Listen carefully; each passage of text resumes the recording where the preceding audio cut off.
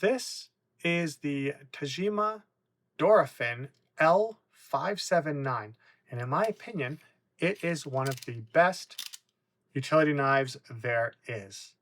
But before I can talk about this knife and what makes it great, I have to talk about accessories.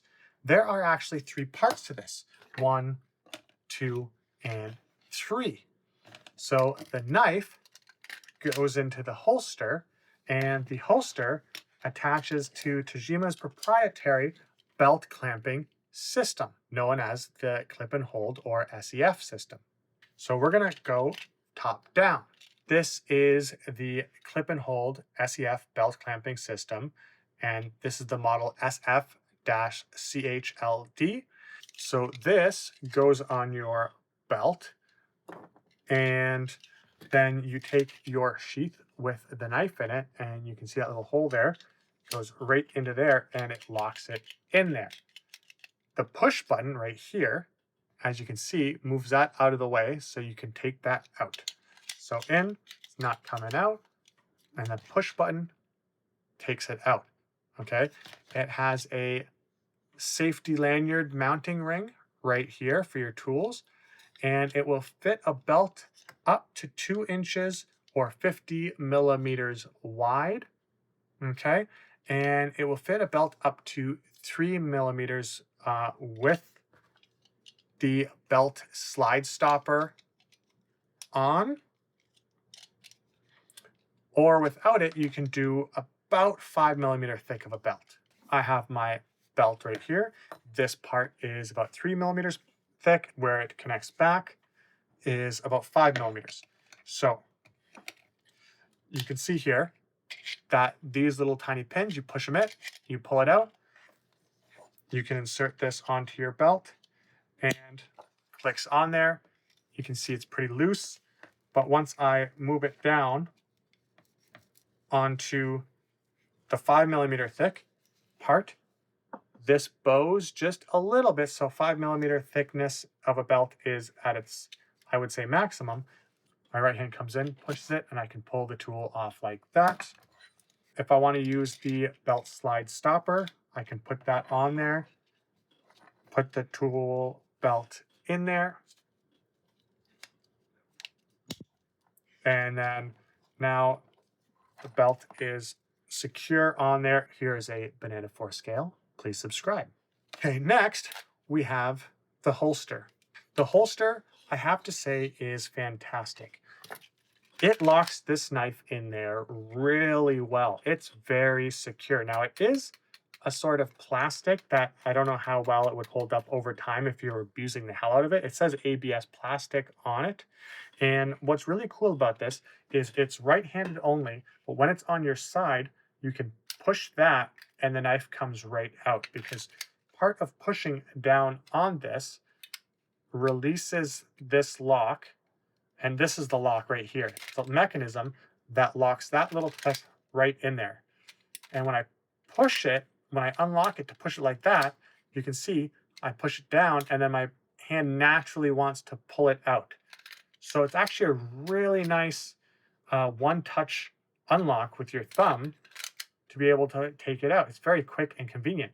And the holster has a little angling mechanism where you can angle it at, well, you can either have it at the 0-degree range, or you can do 22.5 or 45-degree angles. And I find that the default angle of 0 degrees is best to put the knife back in, and the third angle of 45 degrees is best for removing the knife when it's on your right-hand side or your left-hand side. It's easy to use regardless of wearing it on the right or left side of your belt. However, it is only right-handed operation. If you have this there, it's really hard to get this to come out with your left hand because it's meant for that thumb. This little mechanism right here for the clip and hold can be removed. So you don't actually have to use this. You can remove this part, and then this has a belt loop that you can actually feed your belt through and use this without this clip and hold system. There is a safety lanyard loop on the holster itself. Now, of course, this is the L579 and it's compatible with this, but there are other models that are compatible with this. Here is a list of the compatible Tajima 18mm snap-off knife models. Banana for scale. And finally, we can get to the knife itself. This is the Dorfin L579 automatic retractable blade 18mm snap-off knife.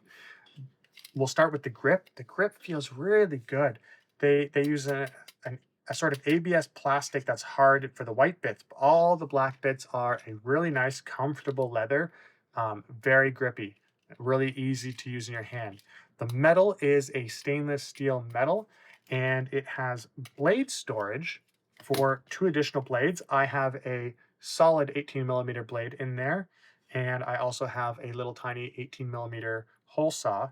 It has a tip that you can see here is a little bit shinier where the rest of the metal is black. They say this is a heat-treated flathead screwdriver tip for either prying or screwing something in. So here I have Phillips heads right there, and that's obviously square, but because of the way it's tapered in, it will actually work for these number 2 Phillips really well, actually, surprisingly. It also has at the very base handle of it this guitar pick metal piece, and they call that the Dorfin. And they recommend it for tape cutting, or though I would rather just use the knife for that. They also recommend it for creasing cardboard or folding cardboard. So in terms of cutting tape, I mean, of course it's going to do that.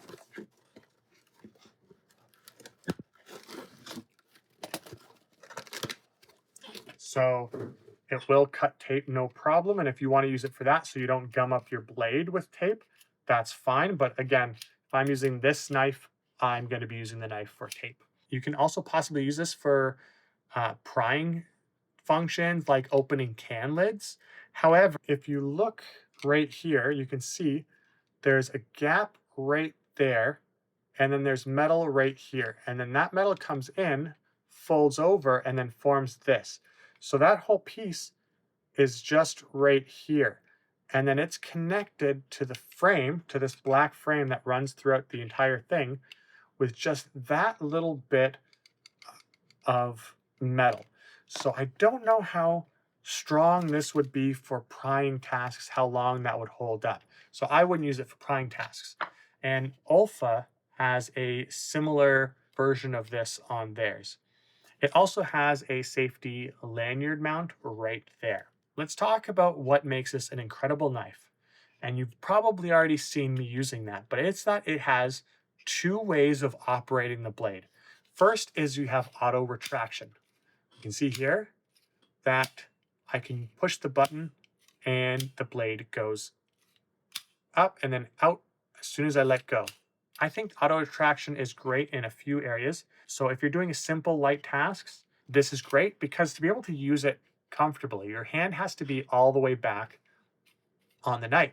So when you're trying to cut, you can't get as much force down on there because you're so far back right here.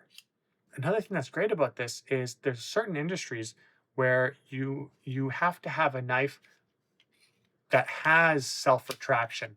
Otherwise, they won't let you use it. It also gives you a snap-off knife auto lock feature. So when you use the red bit here, just the red end, you can actually extend and keep it permanent, which is nice if you want to choke up on the knife and really get some good, powerful cuts in there, you can. Then use the red to put it down, and then you can't actually push it out with this. You can't push it any further with this. The red is how you use the auto lock. If you want to remove the blade, you push down on the red until you can't anymore. You'll hear a little click, and then you can pull that out. And then it's just like every other 18mm snap-off knife that has an auto lock. You push that in, boom, it's in there. If I want to cut some cardboard, that works just fine. And you can see here with this,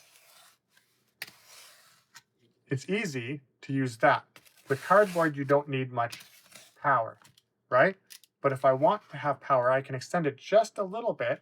I don't even need to do it a lot so that it's still supported by the blade. And then I can choke up and I can get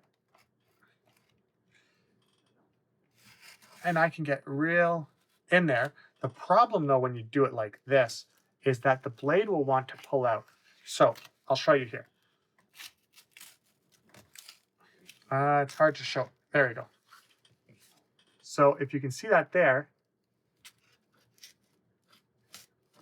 so when you want to choke up, you have to make sure that you keep your hands back there so you can go like this and you can cut through something really tight. Banana 4 scale. I would say this knife is almost perfect. The only way to make it better is if there was a little tiny wheel lock near the tip so that when the blade is extended in auto lock, you could have the wheel lock right here to lock it and push the blade against here. So that way it wouldn't pull out like that while it's in auto lock mode. And then also you could have more push force this way. So right now this feels pretty strong. I bet you there's pretty good push force to this already. But I would like that little bit right there to have that lock so that it can push on there, and in which case this thing is bulletproof. Push force is how much force can be pushed on the blade inward directly before the locking mechanism fails. If you've watched my snap-off knife videos, you'll know that I love my Olfa knife. This is a new version that I recently bought for work, but then when this one came in, so did this one, and I've been using this one instead. I've used an Olfa knife at work for years, and I love it. And I don't really need to replace this knife. It's a good knife. But when I saw this knife, I really wanted to try it. While I'm not sure if I'll end up using the holster and all that stuff at work, I know for sure as of a week ago, this has become my new work knife for the foreseeable future. Now, if you're new to snap-off knives and you want to learn more about them, or if you want to know why I think snap-off knives make great everyday carry knives, check out the video I did here. Thanks for watching.